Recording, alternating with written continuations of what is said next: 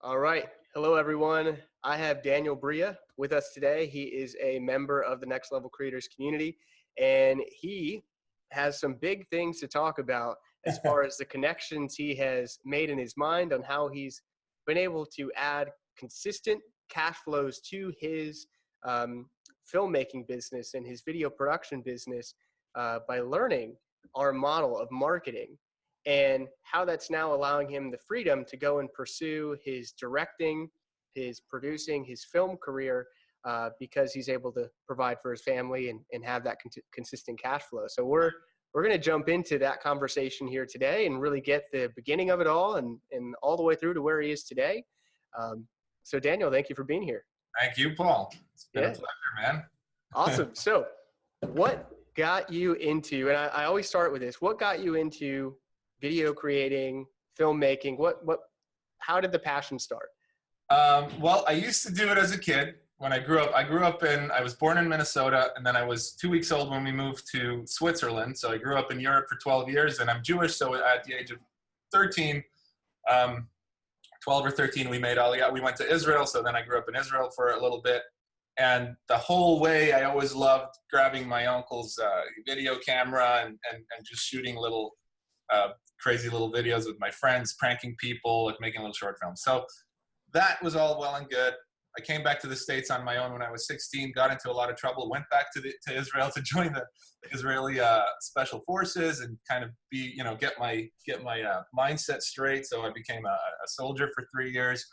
And then after the military, was very disciplined and knew that if I could set my mind to something, that I could definitely achieve it. And then I just kind of realized that academically, I'd always not struggled with the grades, but struggled with the structure. So I knew I couldn't do school. Like I knew I couldn't go to school for 4, 6, 8 years or whatever. Had to be entrepreneurial, had to be hands-on. And a friend of mine in Switzerland, who I grew up with, his father owned a production company. So the idea came up after the military to just maybe go try it on for size and see if I, felt like it kind of felt good, because I used to do videos as a kid. And the glove fit. I was completely in love with it. He taught me how to cut on Final Cut. In my first, I think, 3 months there, I edited two seasons of a talk show, a German talk show. And then we started doing music videos, and I just started shooting, and I started realizing, this is a lot of fun. Switzerland has 7 million people, so the market's pretty small.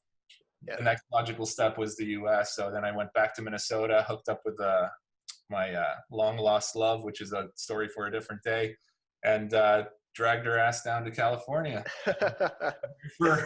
Hollywood. Yeah, Hollywood.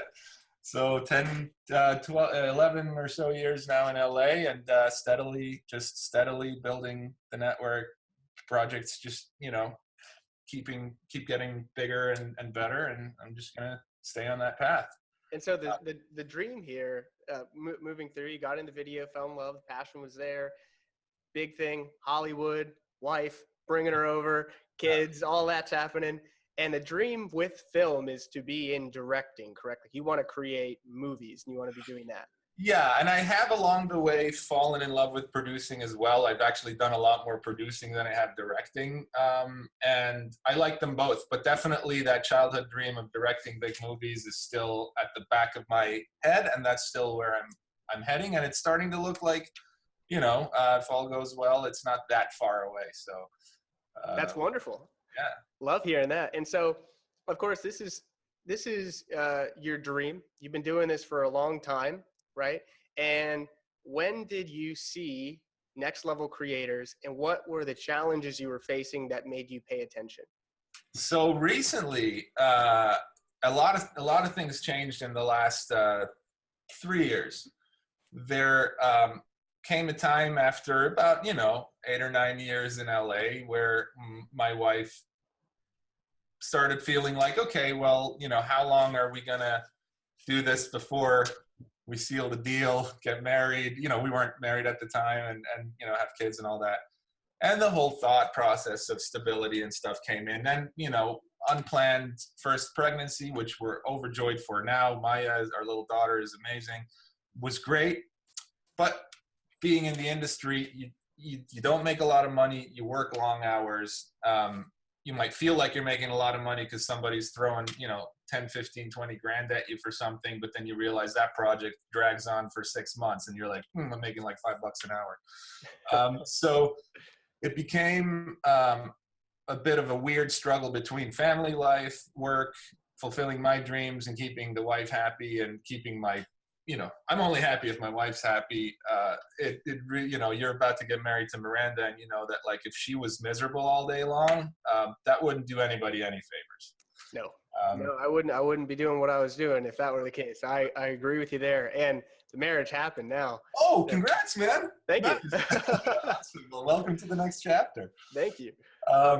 It's exciting. Yeah. So we went through some hardships and, I was making enough money to keep up. LA's pretty expensive and I just wasn't able to, I wanted her to stay at home. So I definitely made sure that she didn't have to work anymore.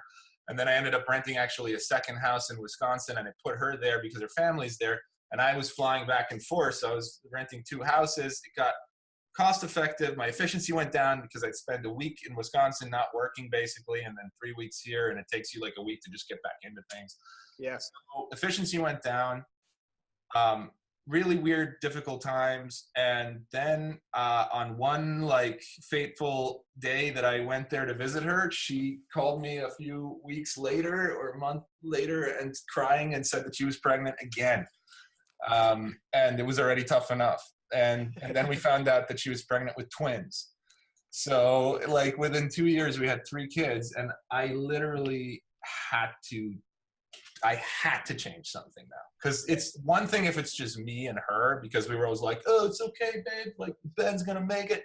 I don't care if you live in a shoebox. Like, it's when you have little ones, it's like, no, they need to go to the best Jewish school. We need to be parts of the best, like, Jewish temple. Like, we need all the best stuff. Suddenly you're like, oh, my kids, my little angels.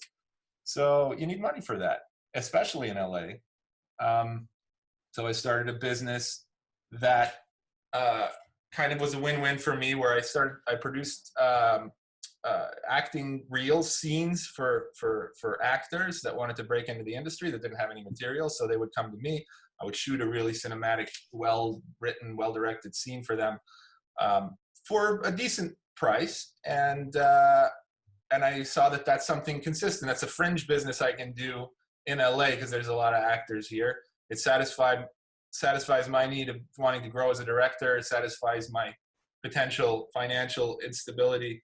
But I could only get it so far. I had a Google campaign that no matter how much money I pour into it, it wouldn't, there's only so many search. Same results. Yeah.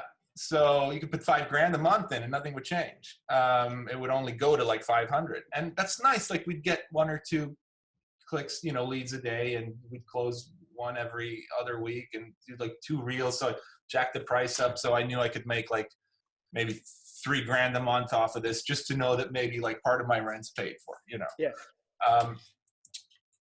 But it's such a cool business that I thought like, well, there has to be something. Like how else do I, and then I started thinking about marketing and, all the, like you say, you get torn in all these different directions. And what's the best platform? Instagram, Facebook, LinkedIn, YouTube channel, blogging, SEO, all these goes actor on. channels, casting sites, strategic partnerships. And again, you should probably still think that way, but like, what was the quickest thing I could do? And then like miraculously, I just see a Facebook post.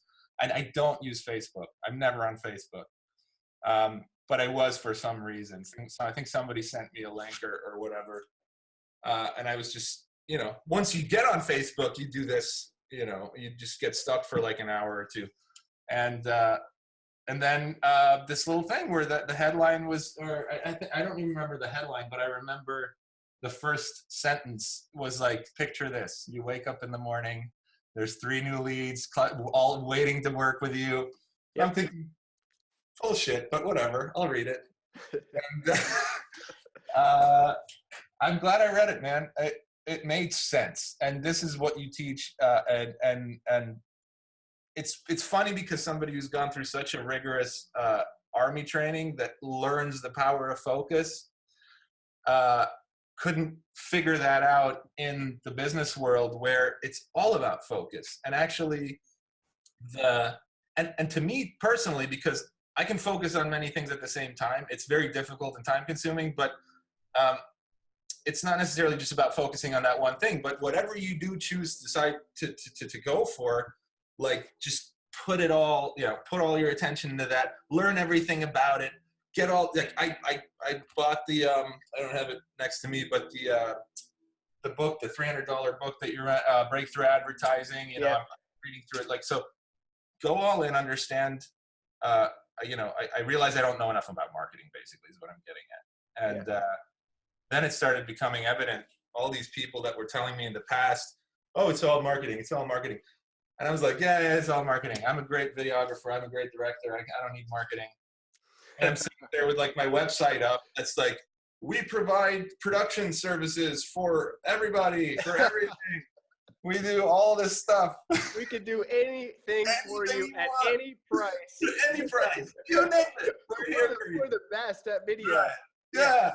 So it's ridiculous, really. Now that I think about it, it's like one of those things where you don't need much.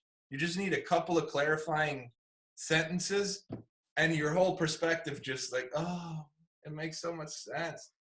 So that was it. I saw that. I scheduled it.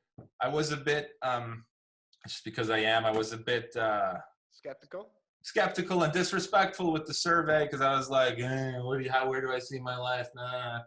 And I get the point of the questions now. Like it was just one of those things where like, oh, geez, okay, I did sales for a long time, car sales and stuff. So yeah. I knew this was a sales thing, and I went into it defensive. But the thing that kept me tethered to the phone was that first message, which is where you put your importance. Not even necessarily the message, but the language that you used, so that I knew that whoever it was that was writing this, even though you weren't the person I was talking to, whoever wrote this or came up with this ad has an understanding of the struggles of the videography business and the film business. Like you understand that that's a problem, and you identified it, and you came up with a solution for it. And I knew the problem. I never fully identified it, and I didn't bother coming up with a solution. I just thought, well, that's just the struggle of being in the business. It's just the way it is. It's just the way it is. And what a dumb mindset. Like, it's never the way it is. If something isn't right, fix it. And this is where most of the value ultimately still comes from. I honestly still have a couple of modules that I have left to watch. I've been through most of the course, most of it a couple of times, because I've set up 3 campaigns now, 2 for a lawyer and 1 for myself for the reels. And I think the biggest value is the fact that it's the entire system, everything you need. It's not, hey, for websites, go check out this, for, Facebook, here, buy this other course, or it's not just a theory. You could know nothing about anything, and just, even if you didn't have the videos, you could do a lot of it. The videos help a lot, but you could do a lot just even with the documents that you prepared. And that's where I saw the value. To be honest with you, John told me the price, and I misheard. I thought he said $700 to $800, and I immediately said, done. And then he said, no, well,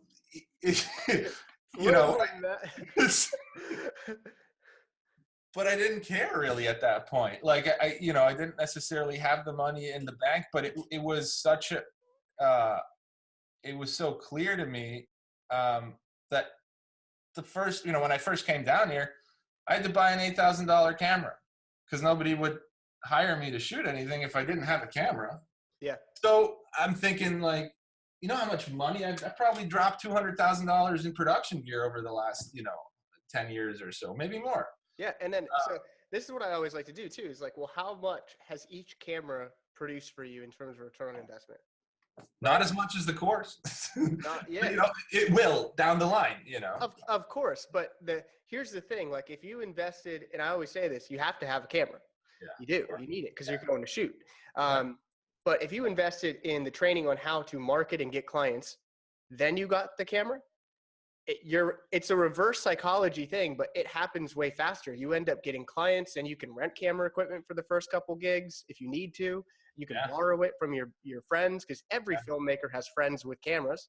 yeah, You can bring them yeah. with you, Totally. and then all of a sudden you're getting clients, you're making money, and then you start getting and investing in the camera equipment as you're accumulating cash flows. I like what you're saying there because it did seem like a lot of guys, including myself, put the wagon before the horse, and they focused really heavily on the craft, which is good to know, but hardly on the marketing. And they spend a good decade or more in borderline poverty, or at least just waiting, month to month for a miracle to happen or another job to come in. Whereas what you're saying is going to get you to the same place much faster because you're going to have so many clients. I was blown away once. The cinematographer, I think 7 or 8 years ago, probably already, that I worked with on a short film. His gaffer told me that this guy, that they've already, it was like July, and the guy told me we've already done 40 projects with him by July. And I'm like, who's even working that much? How can you be a DP and have 40 projects by the year's only halfway over? Like I had like maybe 4 projects that year, Yep. Whoa, somebody's willing to pay me $5,000. Oh, great. That's going to cover my month, Yeah. No, man, you should be having 2-3 jobs a week. Like you could, or at least something that pays you recurring, Yeah. So, yeah, you might as well focus on the marketing first because it's much easier to learn. I mean, with a course like this. Yeah. So, Yeah. And so for you, you got in, you saw everything essentially. You saw, well, here's how I can create the videos that are going to bring people to me. Here's the template that I can download and upload so that way I can put my video on my website and get viewers to it.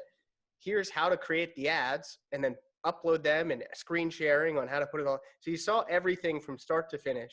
You got in there, you did it. You've done it 3 times now. yeah. What have the results been for yourself?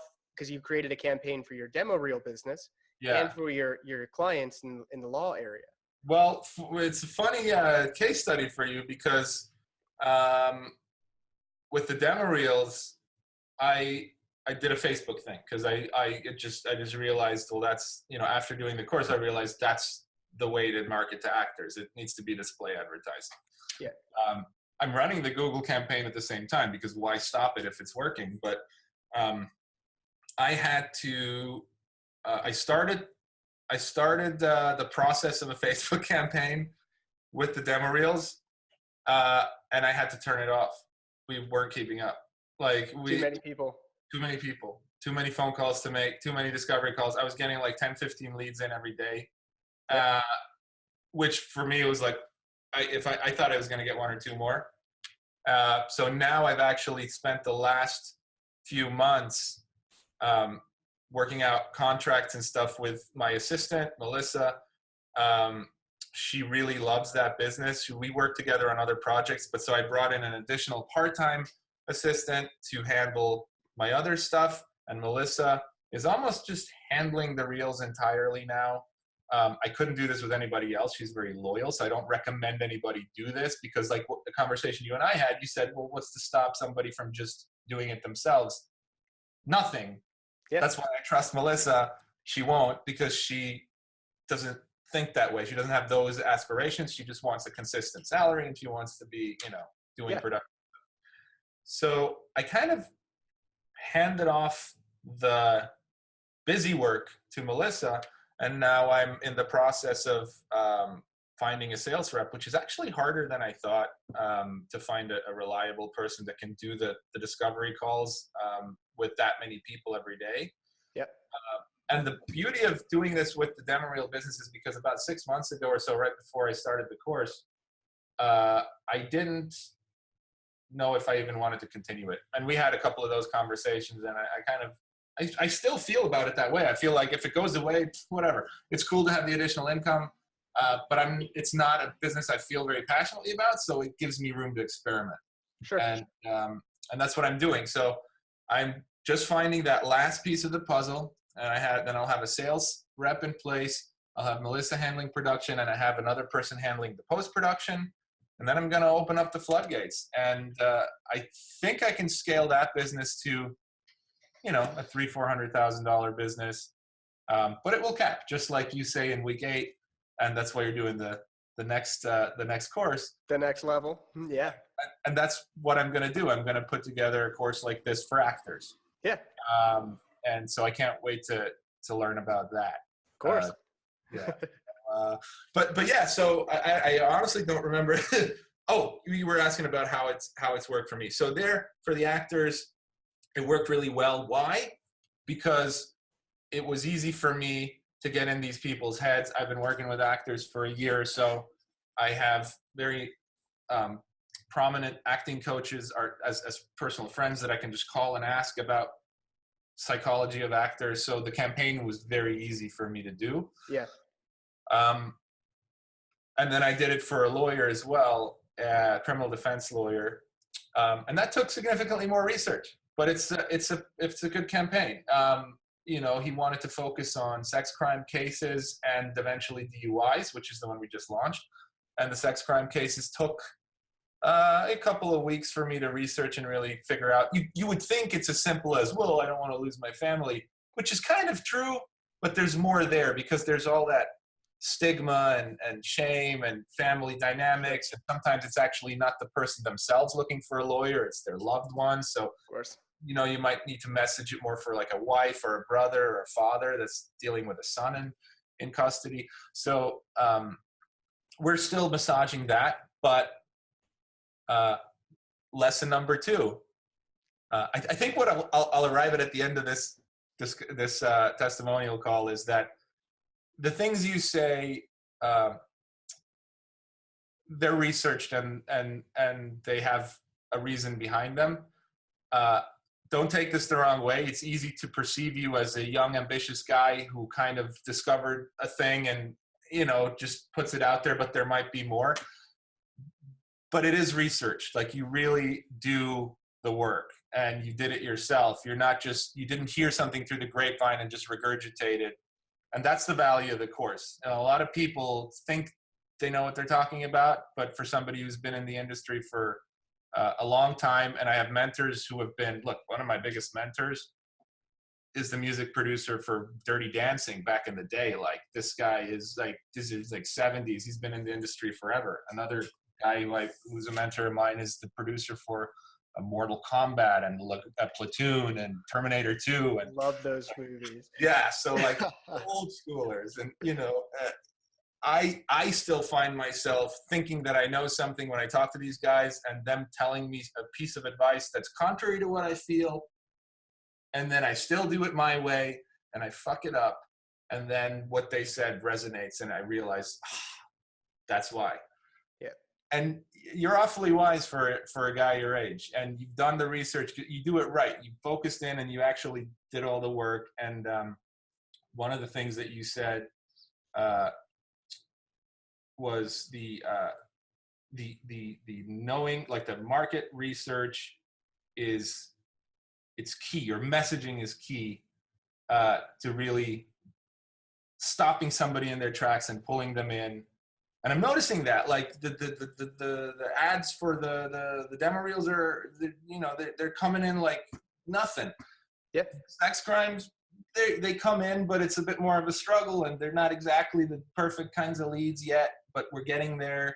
Yeah. And the DUIs is a mess because I did almost no research on that, and I just kind of started it, which it's working. We're getting clicks, but not that many phone calls.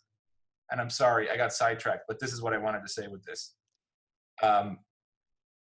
You recommend doing these campaigns for businesses that spend a certain amount, I mean, like 15,000 or a month in ad spend, or like $1 million revenue, like companies maybe, Sure. Like that's ideally kind of who you would go for, people that are already advertising. And And I see the value there. I spend an awful lot of effort setting up campaigns for this lawyer. He's a great guy. He's kind of he's probably good at what he does, but I would find it hard to believe that the guy makes over 200K, Sure. and it's hard to keep the campaign profitable long term, surprisingly, because he can't sell. And even though I gave him tools, he's so preoccupied with cases, which of course you should be in trial if you're a lawyer, that only now I've convinced him to put somebody else on the phone, and hopefully that'll change. But in terms of lead generation, I'm getting the guy 30, 35 leads a month with pretty minimal advertising, maybe $2,000 ad spend a month. And he should be converting a lot more. They're Google leads, Yeah, that's a process we work through with all of our clients too. And that's why I always say, like, don't expect your commercial campaign to be wildly profitable in the first few months. I'm going to make sure that we're going to tackle this really hard and go as fast as we can to break even in profitability. But there will be a time frame in here when we're learning. Mm-hmm. And this is why, a commercial campaign is the ultimate win-win. Mm-hmm. Because it's a collaboration. And that's why in my calls, in everything I do, I will disqualify people if they are not willing to put in work and collaborate with me, because I know I'm destined to fail before it begins. Maybe add to that if they seem really disorganized or bad at responding. Even if they say they want to do it, this guy was all about it. And again, he is all about it. I'm just saying I could have gone with a guy who's a bit more motivated and made more money quicker, because even though you don't necessarily say to structure it this way per se in your course, the way I'm doing it, and maybe you do, so forgive me if I'm stealing your thunder, but the way I want to have as few clients as possible and make as much as I can out of each one. That's what I say. Yeah. That's exactly what I want to do. That's what I've done with my business, right? We maxed ourselves out at about 5 clients. We work with them. They're all still growing. We're growing with them.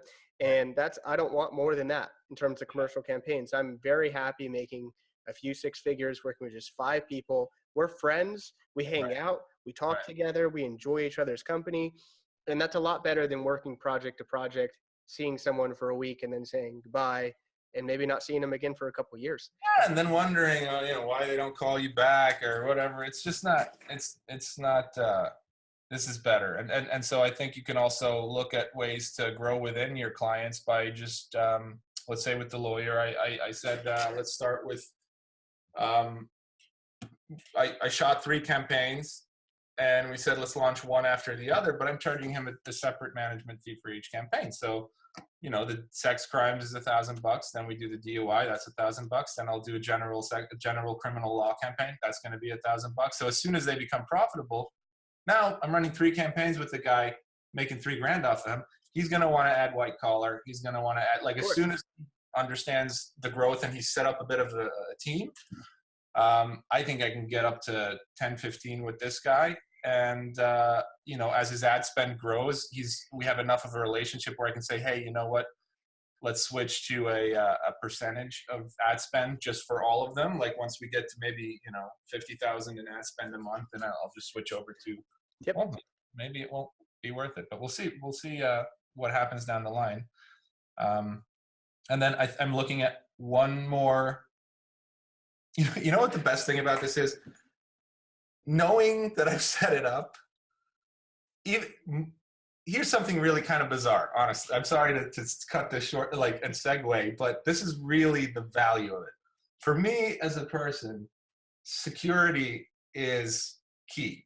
And I've gone my whole life thinking, setting up little things where I know that if suddenly I hit a 2-month dry spell, I can always go shoot weddings. I can always go do this. I can always, I have a number of things that I can keep in my back pocket that I know, emergency mode, I can dig in. I can go do construction too, whatever. I have a couple of things that this is almost more for me, the best tool in my back pocket for a dry spell because cost of living goes up. I have 3 children now. We live in a nice neighborhood. It's a gated community. It has HOA fees associated with it. It's it's safe, and you pay a price for that. Yep. And every month, a lot of money comes out of my account. So all I really need to know is that I need to have a 2-month cushion roughly, and just hit businesses hard.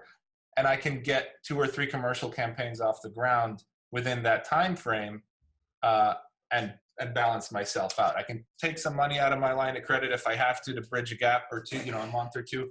But I know that with this system, it's my fail-safe as well. I'm running campaigns to keep myself fresh and updated about what's happening with Facebook and all the changes and all that, and obviously still making my monthly residual whatever management fees. But I know I can do more if I have to. Yeah. And one thing I'm very curious about, because you're someone who, you're in this situation, like many of our clients, they get into commercial campaigns for that exact reason, as a fail-safe, because they want to pursue film, they want to do directing, they want to create their own, movies.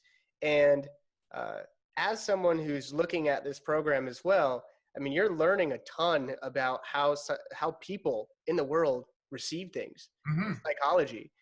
How are you leveraging that and going to be leveraging that in the film side of things moving forward? Because now you know about some things very few filmmakers or directors know, which is social media distribution on a massive, I mean, we can get millions of people to see your videos and your commercials for your videos for a very small amount of money today. There's 2 projects I'm working on now. I have a documentary that's been pretty successful in educational, I've toured with it to campuses and universities and stuff, because it deals with a very specific thing. And now we've got a sales company for Europe, and they're going to deal with that. But we said if we can't find the sales company to pick it up in the US or go on Netflix, maybe we'll start doing a social media thing for it. And I already know that I'm working on 2 features, one with a producer that just hired me as a director, which is a bigger project, and hopefully that'll get funded and go through. And the other one's my own, which I already have maybe 100K raised for, but I'm still looking for some more money. But if we can't raise any more money, I'm just going to do it for that. And that movie is going to be a perfect guinea pig for self-distribution. There we go.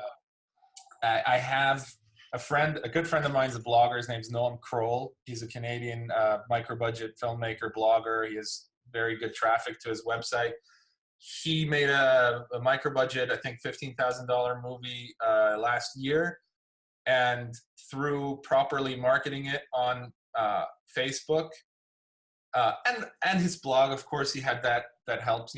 300,000 people a month visiting your blog helps. But I have a viral video too that's pulling a lot of views every day. That's got millions of views too already. So I was thinking about you can attach something to the end of that video too, just for more traffic going to there. But he did a Facebook thing. He self-distributed it, got it on iTunes. He put it on pre-order, marketed the shit out of it, and got so many hits on that it went into like the best sellers list trending. Trending. And now it's just kind of caught fire, and the movie hasn't even been released yet, and he's made his budget back. Yep. So that's 100% something I'm going to try doing, because the more middlemen you can cut out, the better. And I mean, Coen Brothers films are coming out straight on Netflix now, so the whole theatrical thing. So this is gonna be a part of version 4.0 of Next Level Creators, is a distribution of your own films. So I'm excited to share that with you. I'm excited to be a part of that, and let's use me as a guinea pig, man, because I could do it on. I have another movie we produced in 2016, which was just under $1 million. I'm just an executive producer on it, but we're failing to. It was a kind of a festival-driven thing, and we're just failing to sell it. So if this last potential negotiation doesn't go through, we might, that could be something that we can try as on the creator community, just to see, use it as a use it as a test thing, you know? Yeah. Yeah. So, I mean, there's lots of different ways to expand. I was just curious how you were thinking in those lines, because I've seen a lot of people starting to leverage our information to do that and leverage commercial campaigns to get the word out there. Of course, make a recurring income for themselves, give themselves that financial security. But the good thing is, like, when you think about your time today, Daniel, I mean, you've got time. You're putting time into directing. You're putting time into producing, and you also have this financial security going on where you've got the demo business and commercial campaigns with a lawyer. So you've got multiple streams of income. Right. I'm sorry. And now I'm adding. I just everywhere I go, my wife beats me up because I came back. I bought a couple of suits because I go to a lot of events. So I bought some, you know, I don't know, $900 suit or whatever, and I was in there getting fitted and having it tailored and everything, and the guy asked me how I found him, and I was like, you know what, I didn't. I was gonna go to the guy over here in the mall, and then he didn't have anything in my size, so I saw your shop. And then we started talking there, but that's what I'm talking about. Like, the guy now is like hounding me. He's like, oh, yeah, I need you for marketing and stuff. And that's the beauty of this program. I have time to focus on films and stuff, even if I'm bleeding money right now. And I know I am, because there's a lot of them, like my wife wanted a new bedroom, and there's all kinds of stuff that I'm spending money on. It's okay, because even when I go buy a suit now, I potentially just made a client. That guy, I have to push him away. I have to tell him that I'm not taking any clients, just from our conversation and the knowledge that I've acquired from, I'm just regurgitating what you're teaching us. And the guy's like, please help me. My sister works for Rothschild Bank in Switzerland, in Zurich. I just got off the phone with them the other day. And that's what I'm going to do. Like, obviously, when Rothschild Bank wants to work with you, I'm going to present them something, because that could be my second client other than my demo reels. It's a different niche, so I was reluctant, but I figured I just need to target high value individuals to sign up with Rothschild. It can't be that difficult. I know enough wealthy people that I can ask them what they look for in private banking. You know how to do the research now. So that's the thing. Like, as long as you're willing to put in the time to do the research, and you're willing to go through Next Level Creators and really get the knowledge and get the templates. I mean, the only way to fail, and I tell this people all the time, is if you don't do the work. Yeah. 100%. If you don't do the work, you will fail. But if you do the work, you won't fail. I can see how people, you posted that thing with your on Facebook the other day about people saying, scam and stuff on Reddit. If anybody did this course, like, to go as far as, I mean, it's obvious that those people just didn't do it. Like, and I think that the blockage there is that your pricing kind of leaked out, and now people are kind of talking about it. None of them are clients. Exactly. That's the thing, because you wouldn't say that if you saw, look, just the knowledge. I learned Final Cut and Premiere and After Effects and Photoshop, and I learned all kinds of, at one point, HTML and stuff. And I know how hard it is to go find, like, the right software to do something. And then even if you find a platform 3 months down the line, you find out that there's a better platform that would be better fit for what you're doing. So even just telling us Active Campaign, Schedule Once, Zapier or whatever, and CallRail. Yep. Just that's value right there, because that's 2 days of 5 days or however long of researching and trying different things and going. CallRail there's such specific tools that I don't even know if I would know to go look for something like that, like CallRail or Zapier. I wouldn't even know to look. I wouldn't even know how to search for that. I would just have this problem that this isn't communicating with that. And I would just be frustrated with it. Even just the technical, here are the tools and this is how you set them up. That's like 2 weeks of work right there of just research, or maybe even more. And then I'm thinking, well, 2 weeks of work for me, that's more than $5,000 right there. Like, you just saved me, my time's more valuable than whatever you want for the course. Yeah. Yeah. And if you're going to teach me just that, like even just that would have been enough. Or, so I'm sure there's people that, don't want to, I would be surprised if anybody disagreed with what I'm saying, but everybody can find some really valuable pieces, and it's an adaptable course if you have half a brain. Like, you don't have to necessarily follow it to T. You can, and you will make money. Or you can also just say, you know what, I don't really want to have clients, but I want to apply the marketing principles to my own business. Yep. And, Like you did both. Yeah. And it worked both times. It works both ways. It actually works better for your own business because you already know the niche. Yeah. And you're the one doing it, so you're more committed. Yeah. Yeah.